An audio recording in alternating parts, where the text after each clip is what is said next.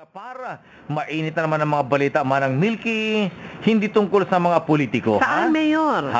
Tungkol sa mga pre-need companies, Ang hirap minsan nagkakalituhan baga sa pangalan, sa industriya. Naku, dapat maliwanagan ng bayan dito, Manang Milky. Hindi ho tayo naninira. Para lang ito makatulong sa kaalaman ng mga policy holders.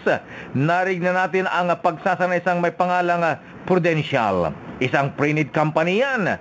Ang problema, maraming kapangalang Prudential. Ba kayo malito mga kababayan? Meron ang pangalan ay Philippine Prudential. Ibahin natin ito.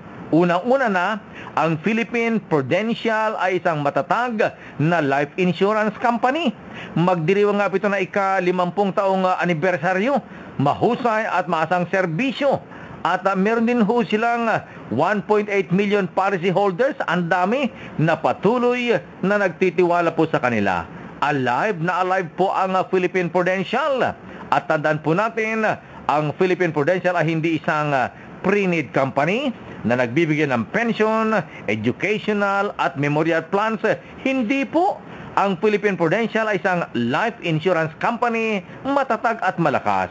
Para hindi kayo malito, misis, basta Philippine ang unang kataga. Philippine Prudential, matatag, malakas, walang katulad. At kung may katanungan po kayo, magtungo lamang sa kanilang website www.philippineprudential.com.